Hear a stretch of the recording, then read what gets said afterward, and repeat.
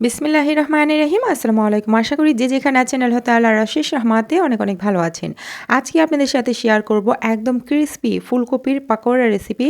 এই পাকোড়াটা ভাজার কয়েক ঘন্টা পর পর্যন্ত কিন্তু একদম ক্রিসপি থাকবে।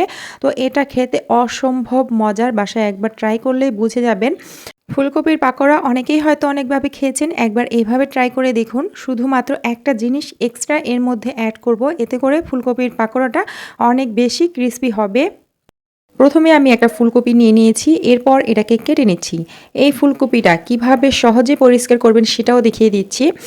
অনেকে কিন্তু দেখাচ্ছে যে সরিষার তেল মেখে তারপরে চুলায় তাপ দিলে পোকাগুলো বের হয়ে যায়। তো এগুলো করার কোনো দরকার নেই। ফুলকপি থেকে সহজেই কিন্তু পোকা বের করে নেওয়া যায়, আর সেটা কিভাবে সেটা অনেকেই হয়তো জানেন। তো আজকে আমি আপনাদের সেটাও দেখিয়ে দিচ্ছি। এর আগে একটা ভিডিও দেখেছি, সরিষার তেল এবং চুলায় তাপ দিলে কিন্তু কোনো রকম পোকা বের হয়ে আসে না।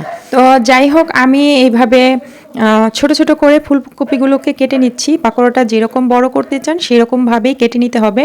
এরপর ফুলকপির উপরে যে একটু একটু ময়লা ছিল, মানে ফুলকপিগুলো নাড়াচাড়া করতে কিন্তু একটু ময়লা হয়ে যায় উপরটা, সেটাকেও আমি ফেলে দিয়েছি। এখন এই ফুলকপিগুলোকে নিয়ে আমি পোকা পরিষ্কার করার জন্য যেটা করব, এই যে একটা বোলের মধ্যে পানি নিয়ে নিয়েছি, কিছুটা লবণ দিয়ে দিলাম, লবণটাকে মিশিয়ে নিয়েছি। এখন এর মধ্যে ফুলকপিগুলো দিয়ে দিচ্ছি। এইখানে 10 মিনিটের মতো ভিজিয়ে রাখলেই কিন্তু ফুলকপির ভেতরে যদি ছোট ছোট কোনো পোকা থেকে থাকে বের হয়ে যাবে। এরপর ভালোভাবে ধুয়ে নেব। এখন আমি চুলায় একটা হাঁড়ির মধ্যে বেশ কিছুটা পানি গরম করে নিয়েছি, মানে বলক তুলে নিয়েছি। এর মধ্যে ধুয়ে রাখা এই ফুলকপিগুলোকে দিয়ে দিচ্ছি। আমি লবণ পানি থেকে উঠিয়ে 2-3 বার ধুয়ে নিয়েছি। তো এটাকে দিয়ে আমি 80% সেদ্ধ করে নেব। 100% সেদ্ধ করার কোনো দরকার নেই। এখানে আমি কিছুটা লবণ দিয়ে দিলাম যাতে করে ফুলকপির ভেতরে লবণটা ঢুকতে পারে। তো আমি এটাকে সেদ্ধ করে নিয়েছি, দেখতেই পারছেন। পুরোপুরি সেদ্ধ করা যাবে না, এটা 80% সেদ্ধ করতে হবে। এরপর পানি ঝরিয়ে নামিয়ে নিয়েছি। এখন এর মধ্যে স্বাদ অনুযায়ী লবণ দিয়ে দিলাম, 1 চা চামচ হলুদের গুঁড়া, 1 চা চামচ মরিচের গুঁড়া, 1 চা চামচ ধনিয়া গুঁড়া, 1 চা চামচ জিরার গুঁড়া। এইখানে 1 টেবিল চামচ পরিমাণে আদা ও রসুন বাটা দিয়ে দিয়েছি। এখন এর মধ্যে দিয়ে দিচ্ছি মাংসের মশলা, যে কোনো মাংসের মশলা দিলেই হবে। এখানে আমি 2 চা চামচ পরিমাণে অথবা 1 টেবিল চামচ পরিমাণে ব্যবহার করেছি। এখন এর মধ্যে দিয়ে দিচ্ছি টমেটো সস। তো এখানে 2 টেবিল চামচ পরিমাণে টমেটো সস ব্যবহার করেছি। এরপর দিয়ে দিচ্ছি 1 টেবিল চামচ কর্নফ্লাওয়ার। তো কর্নফ্লাওয়ার হাতের কাছে না থাকলে চালের গুঁড়া দিতে পারেন। এরপর আমি 2 টেবিল চামচ পরিমাণে ময়দা দিয়ে দিয়েছি। তো ময়দাটা দিয়ে খুব ভালোভাবে মিশিয়ে নিচ্ছি। এটাকে আমি হাত দিয়ে একটু ভালো করে মেখে দিচ্ছি যাতে করে সবগুলো ফুলকপির গায়ে এগুলো ভালোভাবে লেগে যায়। প্রয়োজনে একটু পানি ব্যবহার করতে পারেন এখানে। তো খুব ভালোভাবে কিন্তু এগুলোকে মেখে নিয়েছি, দেখে নিশ্চয়ই বুঝতে পারছেন। চাইলে কিছুক্ষণ রেখে দিতে পারেন অথবা সাথে সাথেও এই পাকোড়াটা তৈরি করা যেতে পারে।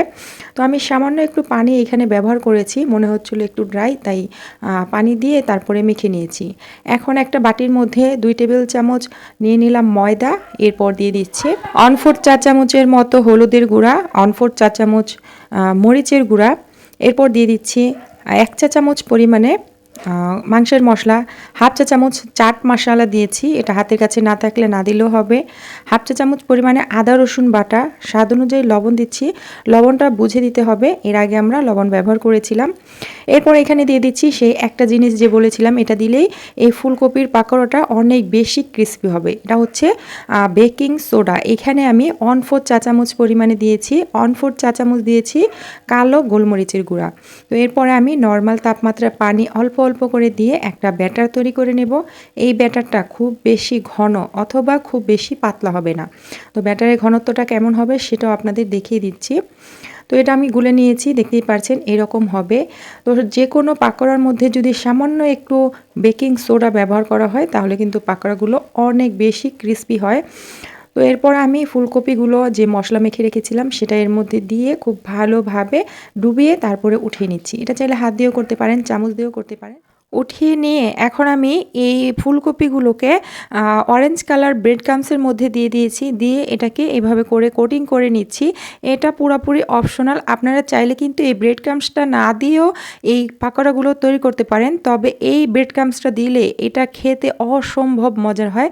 আর এই পাকোড়াগুলো ভাজার অনেকক্ষণ পর্যন্ত, মানে কয়েক ঘন্টা পর পর্যন্ত ক্রিসপি থাকে। তো আপনারা চাইলে এটা দিতে পারেন, অথবা টোস্ট বিস্কিটের গুঁড়া দিতে পারেন, অথবা পাউরুটির গুঁড়া দিতে পারেন। যাই হোক, আমি এটাকে কোটিং করে তারপরে গরম তেলের মধ্যে দিয়ে দিচ্ছি। এটা গরম তেলের মধ্যে ভাজতে হবে, খুব বেশি লো হিটে ভাজা যাবে না, কারণ এটা তেল অনেকটা শুষে নেবে। আর ফুলকপিগুলো কিন্তু সেদ্ধ হওয়ার কোনো ভয় নেই, আমি আগে থেকেই সেদ্ধ করে নিয়েছিলাম। তো এটাকে উল্টে পাল্টে একদম ক্রিস্পি করে ভেজে নিতে হবে, যাতে করে এটা মচমচে হয়ে যায়। তো এটা ভাজার পরে কিন্তু বোঝাই যাবে এটা হয়ে গেছে। আমি উল্টে পাল্টে দিচ্ছি, দেখতেই পারছেন। তো এটা যেন পুড়ে না যায় সেজন্য নাড়াচাড়া করতে হবে, আর সব দিক থেকে যেন সুন্দরভাবে ভাজা হয়। এগুলো একটু বেশি তেলেই ভাজতে হবে। যাই হোক, যখন একটা পাশ একটু শক্ত হয়ে যাবে তখন কিন্তু এটাকে উল্টে দিতে হবে, আর উল্টে পাল্টে এগুলোকে ভেজে নেব একদম গোল্ডেন ব্রাউন কালার করে। তো এটা ভাজার পর কেমন হচ্ছে সেটাও আপনাদের দেখিয়ে দিচ্ছি। আর এই পাকোড়াগুলো খেতে এত বেশি মজার হয়, ছোট থেকে বড় সবাই কিন্তু পছন্দ করবে। আজকের এই সহজ রেসিপিটা ভালো লেগে থাকলে লাইক কমেন্ট শেয়ার করতে ভুলবেন না। এই রকমই সহজ রেসিপি পেতে চ্যানেলটিকে সাবস্ক্রাইব করে নিয়মিত পাশে থাকবেন। তো আমি এগুলোকে ভেজে নিচ্ছি, আর ভেজে এগুলোকে নামিয়ে নেব। এই পাকোড়াগুলো ভাত, পোলাও অথবা এমনিতেও কিন্তু বিকেলের নাস্তায় খেতে পারেন টমেটো সসের সাথে। এগুলো খেতে অসম্ভব মজার হয়। বাসায় যদি ট্রাই করেন তাহলেই বুঝতে পারবেন যে এগুলো কতটা মজার হয়েছে। এখন তো মানে শীতকাল, ফুলকপি একদম অ্যাভেলেবেল আর সস্তায় পাওয়া যাচ্ছে। তো এগুলো একবার ট্রাই করে দেখতে পারেন।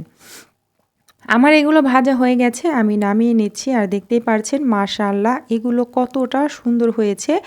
তো আমি এটা টমেটো সসের সাথে পরিবেশন করছি। আপনি আপনার পছন্দ অনুযায়ী এটাকে পরিবেশন করবেন। এটা কতটা ক্রিস্পি হয়েছে, উপরটা একদম ক্রিস্পি আর ভেতরটা সফট। আশা করি আজকের ভিডিও একটু হলেও ভালো লেগেছে। আজকের মতো এখানেই বিদায় নিয়ে নিচ্ছি। সবাই অনেক ভালো থাকবেন, সুস্থ থাকবেন। এতক্ষণ সাথে থাকার জন্য অসংখ্য ধন্যবাদ। আল্লাহ হাফিজ।